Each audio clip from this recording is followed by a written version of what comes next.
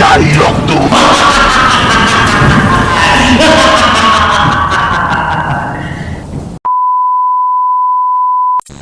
গ্রামের নাম সীতাদেবপুর। এখানে দিনের বেলাতে সব স্বাভাবিক থাকলেও রাতের বেলায় শুরু হয় ডাকাতদের সেই অত্যাচার। জমিদার বাবুও ভীষণ চিন্তায় পড়ে গেছেন। চলুন এবার দেখে নিই রঘু এবং তার দলবল কি করছে।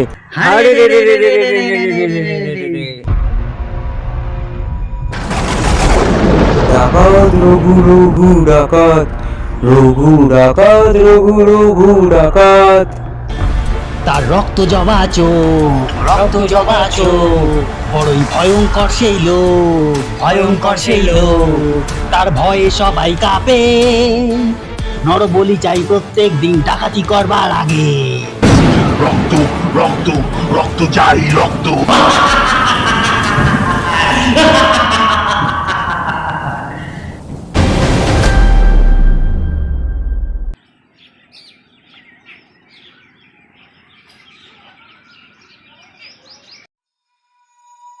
জমিদার বাবু, আপনি এত উত্তেজিত হবেন না।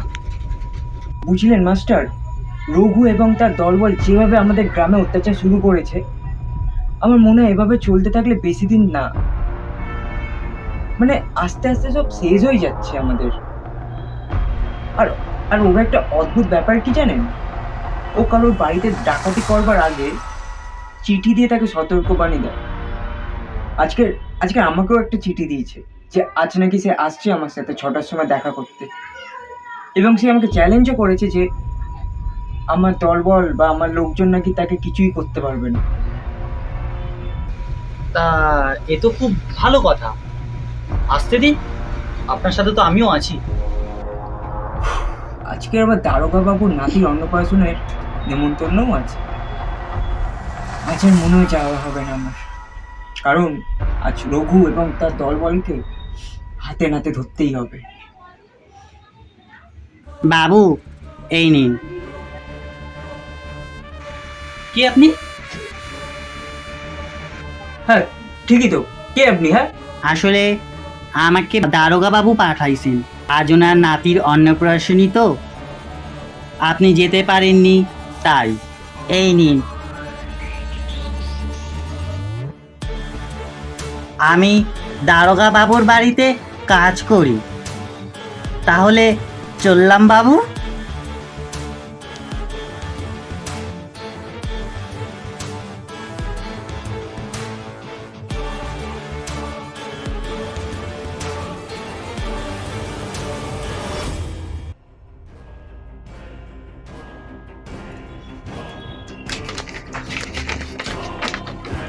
বলেছিলাম না 6টার সময় ঠিক আপনার সঙ্গে দেখা করে আসবো, আপনি কিচ্ছু করতে পারবেন না। আমাদের সবাইকে বোকা বানিয়ে রঘু এটা আমাদের দিয়ে চলে গেল।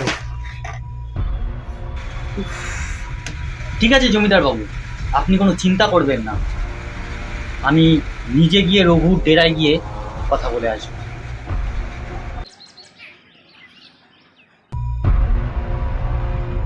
কি হলো মাস্টার, দেখা করেছেন রঘুর সাথে?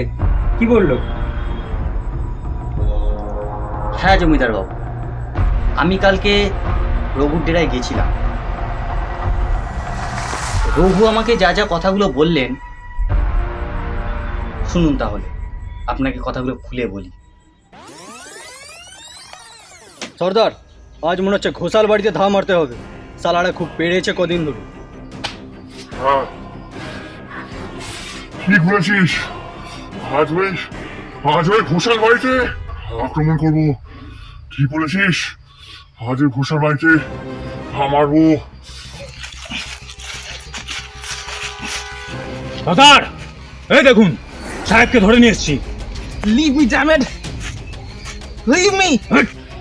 সাবাস সাবাস, মালটাকে বাদ গাছে।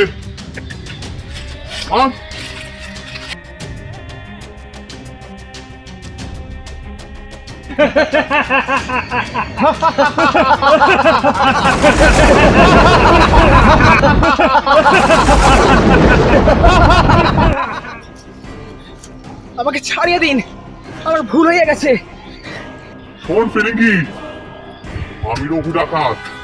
আমার পথে যে আসবে তাকে সোজা মায়ের কাছে পাঠিয়ে দেবো। দাঁড়ান।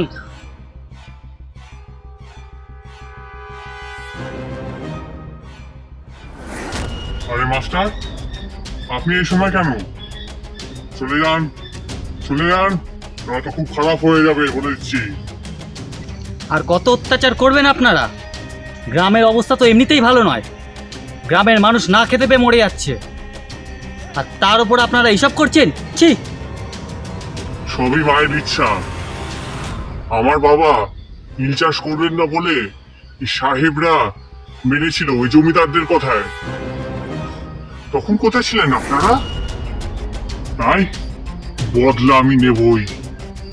আচ্ছা, আপনি কখনো শুনেছেন যে রঘু ডাকাত কোনো গরিব মানুষকে অত্যাচার করেছে? শুনবেন না, আমি তাদের ঘাড়ি কোপ মারি যাদের অনেকগুলো মাথা আছে, তারপর গরিবদের উপকার করি। আর সবাই ভাবে রঘু ডাকাত হচ্ছে খুব বাজে একটা লোক, বাংলার ত্রাস। আরে আসল ডাকাত হচ্ছে এই বিদেশিগুলো, যারা দেশটাকে পুরো লুট করছে। আর আপনাদের মতো জমিদার কিছু লোক এদেরকে প্রশ্রয় দিচ্ছে।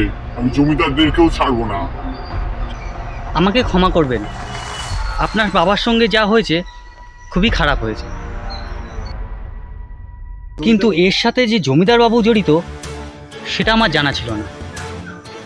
আপনাকে যথাযথ সাহায্য করার আমি চেষ্টা করব। চললাম। ও হ্যাঁ, ভগবানের কাছে প্রার্থনা করব আপনার মতো বীর সন্তান যেন প্রত্যেকটা বাড়িতে বাড়িতে জন্মায়। চললাম। রঘুর কথাবার্তা শুনে যেটা মনে হলো, ও কিন্তু ভুল কোনো কাজ করছে না, বরং রঘুর বাবার মৃত্যুর জন্য আপনিই দায়ী। তাহলে আপনি জেনে গেলেন আমার ব্যাপারে?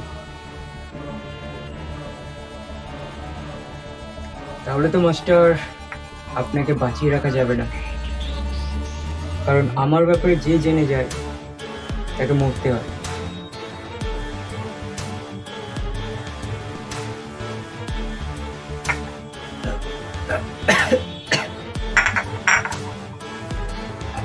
মাস্টার,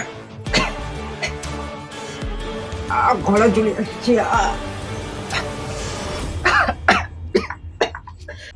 আপনার চায়ের মধ্যে বিষটা আমি মিশিয়েছিলাম। কেন জানেন? কারণ রঘুর বাবার প্রতি যে অন্যায়টা হয়েছে তার জন্য একটা ঠিকঠাক প্রতিশোধ নিলাম। বুঝেছেন? আপনি আপনি মিশিয়ে